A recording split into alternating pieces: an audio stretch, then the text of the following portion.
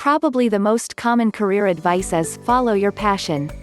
People love hearing it, even though it's not all wrong. Passion may give you amazing results, as there are many people who chose their career path similar what they are passionate about and they succeed. What you need to do is to have a realistic approach to it. Passion is not something you follow, passion is something that will follow you as you put in the hard work to become valuable to the world. Well, if you want to contribute your passion to society and make an income from it, you need to get realistic about whether this could actually turn into a career, and what you would need to do to make that happen. Moreover, think about if you would even enjoy doing those things. For some people, a passion is just fun, and turning it into work changes it from a love to do to a have to do. Some people choose to pursue their passions during free time outside of work, while others prefer to dedicate their day-to-day work life to their passions. The choice you make will depend on what your passion is, whether or not it is easily transferred into a sustainable living, and whether or not you want your paycheck to be tied to your passion. The very first step is to find your true passion. 7.1 What does it mean to find your passion? Many people, some of them career experts, believe that for a career to be satisfying, it must be meaningful. That is why they admonish recipients of their advice to find their passion, something about which they care very deeply, and choose a career that takes advantage of that. The directive to find your passion puts a lot of stress on individuals who either may not feel all that passionate about anything work-related, or who believe the things they think of as meaningful are mundane compared to passions like saving lives, creating art, or making the world a better place. Perhaps passion is too strong a word to describe what inspires you to choose a particular career. It conjures up feelings so intense that you may equate them with being in love. And that's a pretty tall order when it comes to choosing a career. Does that mean you don't have to find a meaningful career? Even if there isn't anything about which care deeply enough to label it a passion, or what you feel as meaningful doesn't warrant such strong language to describe it, you should still look for work about which you feel enthusiastic. Perhaps it is even more essential to enjoy your work than it is to be passionate about it. After all, you will spend a lot of time at your job. When you think about it, all work is meaningful in its own way. Let's look at all the employees in a hospital, for example. Sure, it's the doctors, nurses, and other healthcare workers who save lives, but the facility would cease to function without maintenance workers who keep it clean. Yet few people would say they are passionate about doing custodial work, but there are those who get satisfaction from that type of job. We don't all find the same things meaningful. Not everyone has a calling or defines it in the same way. You may want a career that involves saving lives or using your artistic talents. Most people would say those are callings. Your best friend may enjoy assembling widgets. Many people would not refer to that as a calling, but that really shouldn't matter. To the people out there who need those widgets, that is an essential work. 7.2 Here are some ways to find what you're passionate about. The best way to identify what you're passionate about is by paying attention. Each day you are likely excited, interested, or satisfied by certain topics, tasks, or activities. Consider topics you love to teach or talk about with others. Consider your interactions with others. What types of conversations do you enjoy the most? Do you find yourself particularly interested in talking about a specific subject? It might also be helpful to consider if there are any tasks or topics you tend to teach others about. These are often the things we find most important to us. Don't just look at who you are today, but who you've always been. I've seen through my clients' revelations that who we are, what we care about, what we're drawn to, what enlivens us, often emerges very early in life. For most of us, there were glaring signs and clues of our essential happiest selves in our teen and young adult years, and even earlier. Even if your parents suppressed your gifts and talents, you knew and felt they were there. But sadly, we don't recognize these signs. We don't see our own special talents, interests, gifts, and exciting areas of focus as important or unique. Tip: to tap into the awe-inspiring aspects of who you are and always will be, take some time over the next week to make a thorough inventory of everything you've ever loved and cared about when you were young and in your 20s. Then, spend some time thinking about what's remained a constant in your life, what you still care about deeply and are drawn to, and develop new ideas for how to bring your gifts, talents, or areas of passion forward more prominently in your life today. Think of what you enjoy that you also do well. After you've done these exercises, think about what you've learned.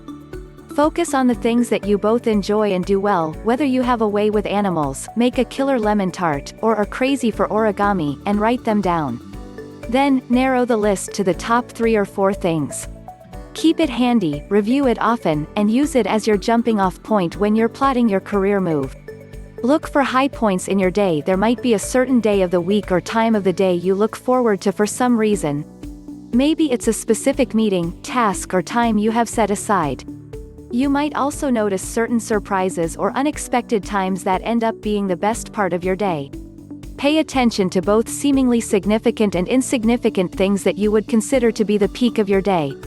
While many of these high points may happen during work, you may notice that your high points occur outside the workplace in the time you have for yourself, friends, and family.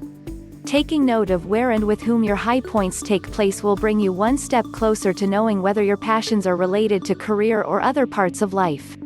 Pay attention to what you spend your time and money on. We tend to focus our resources on things that are meaningful to us, including time and money. Look at your credit card bill or bank statements and see if there are any themes. Look at the topics of books, magazines, films, or podcasts you consume. Is there a particular genre, subject, or theme that stands out? Think about your strengths. Taking time to identify both your soft and hard skills can help you understand things you've spent enough time and resources with to develop a talent. Alternatively, you might have a natural skill that makes you feel confident and motivated when completing certain tasks. 7.3 How to monetize your passion in a lucrative career? Life's too short to waste on unfulfilling work. If you're lucky enough to have a passionate interest you spend hours of your free time immersing yourself in, imagine what it would be like to monetize it. If you've ever wondered if it's possible to make a living doing what you love, whether through a side hustle or starting your own business, it is. Here's how to do just that. 1. Align your passion with what you are good at. Most people skip these 2 most important parts of the process, thinking it will get them to the money quicker. They think that there is more money to be made in another business, and that the grass is always greener. If you pick your industry based only on how much money you think you can make, then you can expect to always be chasing the money. If you take the time to align these 2 aspects effectively, your day-to-day passion and your skills, you will flat out make the rest of the process much easier. 2. Your product. Brainstorm all the different ways to create a business around what you love. You have a wealth of knowledge inside of you that you can monetize in several ways. Consider why people come to you for advice. What information do you possess that can be refreshed, repackaged, remodeled, reinvented, and rebranded? Think of at least 20 ways you can offer one idea to the marketplace. Expand your options by thinking of innovative ways to transform your product or service. For example, a makeup artist traditionally makes money from doing makeovers or working at a makeup counter. However, she also can expand her business by packaging and promoting her skills and knowledge in various ways. She can sell a signature product by creating her own makeup line. She can leverage her expertise by selling how-to DVDs. She could also package her knowledge in a workshop and train other makeup artists. We've added 3 more options of monetizing her skills. When you are starting out, 20 products for one idea may be a stretch. A good coach can help expand your thinking to consider every possible way to execute your idea. 3. Freelancing. If you have any specialized skills, freelancing is a great way to get paid to do work that you enjoy and are good at. As a freelancer, you don't work for one specific company or organization as their employee, you work on a contract basis for as many different individuals or organizations as you want. How much money you make as a freelancer will depend on a variety of factors including your experience, skill level, industry, rates of competing freelancers, and the cost of living in the country you live in. The higher your cost of living, the more you would need to charge. How you charge your clients is up to you. You can charge by the hour, by the day, or on a per-project basis. To get started as a freelancer, you should join a few freelance networks online. A freelance network is basically an online marketplace that enables freelancers and employers to find each other. As someone who is looking for a freelancer, you can post a job on these networks and wait for freelancers to contact you. As a freelancer, you can set up a profile on these networks, bid for jobs, and receive inquiries from potential clients who find your profile. Upwork, Freelancer and Guru are all great starting points. 4. Create a digital information product. Information marketing, as it is often called, is the process of packaging your knowledge about a specific topic into a digital product and then selling that product online. There are a few ways you can do this, with ebooks, online courses, webinars, and audio programs being among some of the most common formats.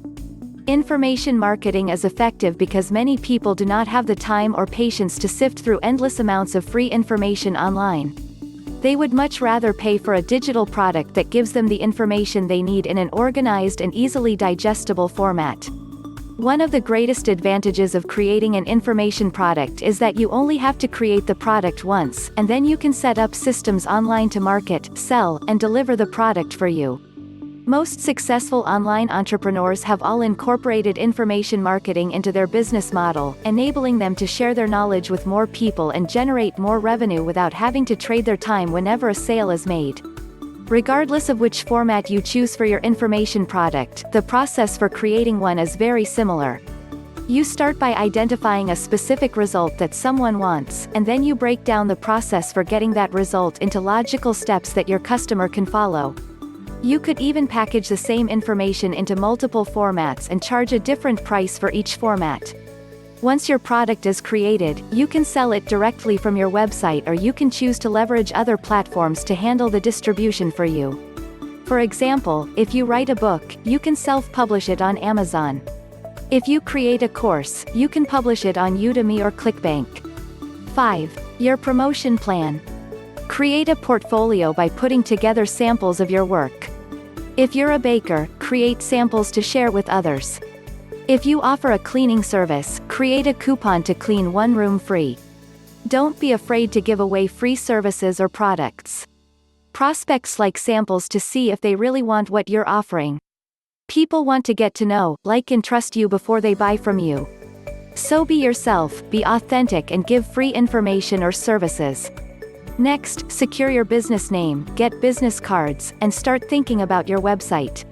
You will need an online presence to grow quickly. 6. Your platform. Who do you see buying your product or service? Write down a full, detailed description of your ideal client. Create a client avatar, give them a name, age, and personal style. Consider what they read, where they go, who they spend time with, and what they value. Then go make friends with your ideal customer. Network with people daily and let them know what you're doing. You can do this easily with online social platforms like Facebook, Twitter, LinkedIn, Pinterest, and Instagram. 7. Profitable process. Most dreams fall short between what to do and how to do them. That's why getting help from a coach can provide you with the business wisdom and blueprint you need to succeed. Using someone else's expertise can cut your learning curve, help you hone in on your niche, and get you to your goal a whole lot quicker.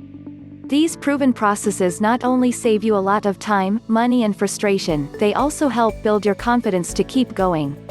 What we've talked about are the first, most vital steps in creating cash from what you love to do, because they set the tone of everything else that comes later. The sales, marketing, and positioning come much more easily once you've got the first few items figured out. In fact, monetizing is just a process, one you've worked out what you want to spend your time doing, what your natural skills are, and who you want to work with. Remember, lots of work goes in before you get anywhere near to being able to monetize. If you align with what you love to do every day, your natural skills, and the market you want to serve, you will massively increase your chances of monetizing your project effectively in the shortest possible time. 7.4. What is more important than passion? It is not always possible that you can monetize from your passion enough to lead a life in a way you want. Though if you happen to come upon a career that allows you to do work about which you are passionate, that's great. But stop beating yourself up about it if you don't. You can have a very successful career that involves doing work you enjoy, not necessarily love, but at least like. The key to achieving career satisfaction is to make sure to choose an occupation that is suitable for you. Make sure it is a good fit for your personality type, interests, and values. You need an aptitude, a talent, or natural ability for it. Getting proper training, either in a classroom or on the job, is vital. Having specific soft skills, which are personal qualities you are either born with or acquire through life experiences, will allow you to succeed in your career. Remember that even if an occupation is a good fit for you, whether or not you find your passion, you must like most of your day-to-day activities or you won't enjoy your work. If you expect every single task to be delightful, you are setting yourself up to be disappointed. But, if you dislike doing something that is just a small part of your job, there's an excellent chance you will have career satisfaction. Do your homework before you choose an occupation to find out if it is a good match for you. There's more to career satisfaction than finding your passion.